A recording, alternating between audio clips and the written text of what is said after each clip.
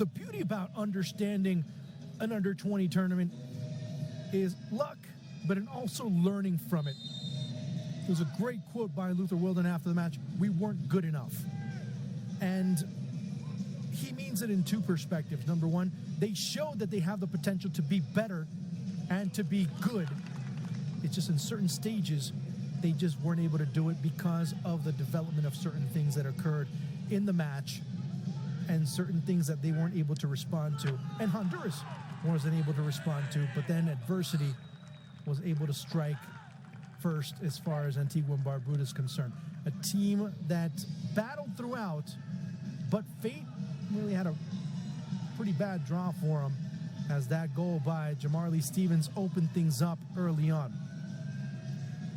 It's about learning. It's about being able to understand how to do things better, how to face things better, despite making mistakes, despite creating your own errors, despite missing opportunities. That's what happens at this level. You see the learning curve occur in high situations, in high intensity situations, and that's exactly what we saw with Antigua and Barbuda. We also saw it with Honduras. When pressured, they responded. They kept on going. Okay, how do I take a shot? Where do I take a shot? What are the best opportunities? But then you saw in Antigua and Barbuda also learn cutting off angles, pressing, biting ankles, going and looking for the best possible situation to solve things. How do I complicate my rival? And that's exactly what they did. They didn't back down. Instead, they learned from the mistake and said, okay, this is what we have to do. Honduras continued to press, but Antigua started cutting off better. They ended up extinguishing a lot of chances. Either it was by overall force and strength that they were able to cut off angles, or it was also by intelligent positioning that helped fend off any impending shots. That's the key for Antigua and Barbuda to get out of this. That's also the key for Honduras to understand that you have to keep persisting, that things don't go your way. You continue going forward and find the way. Yeah, that Vuelto hits the post. Could have been easy for him to just turn it off and not really continue to compete, but they did. Both sides competed throughout the match, as the first half saw.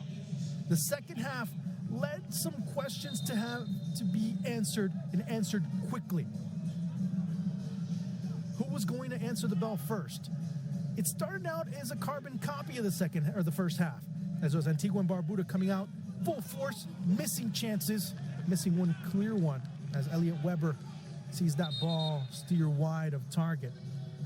Right after that, Honduras changed speeds a little bit, held the ball, give and go, cross into the middle. Douglas Martinez with his first goal of the season, of the tournament, I should say.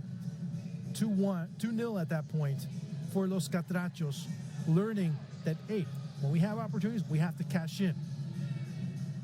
Sendel Cruz, another player who really wasn't much of a factor against Canada, came through big in this match as supporting cast for this team, with good crosses, good support, good associations that really created things. That could have knocked down Antigua and Barbuda, but it didn't. And who said it that it wasn't going to happen? Well, Luther Wilden. 4 players surrounding him. He takes the path of least resistance and the most difficult path to goal, but it still comes through like a gem. One of the potential goals of the tournament right there by that young man who wasn't happy. He said it wasn't good enough.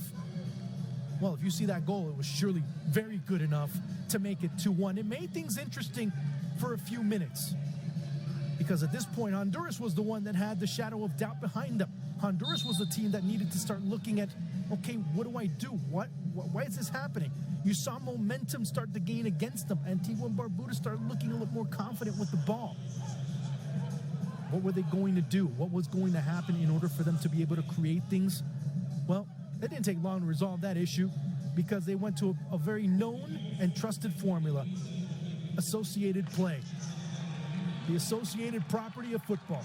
Try and have everybody get a touch, move it quickly, find the open man. That Vuelto, all alone, as the defense didn't even see him, go right in between them, finds a space, and like the poacher that he is by instinct, he's able to make it 3-1, thus ending the threat for Antigua and Barbuda. Yes, they continue battling, they continue looking, but this goal really sealed the deal for an Antigua and Barbuda side that ended up looking very tired. Here, Pinto comes through, gets around the defender, the best defender for Antigua and Barbuda, and finds Jorge Alvarez. The Jorge Alvarez that happened to be the hero against Canada.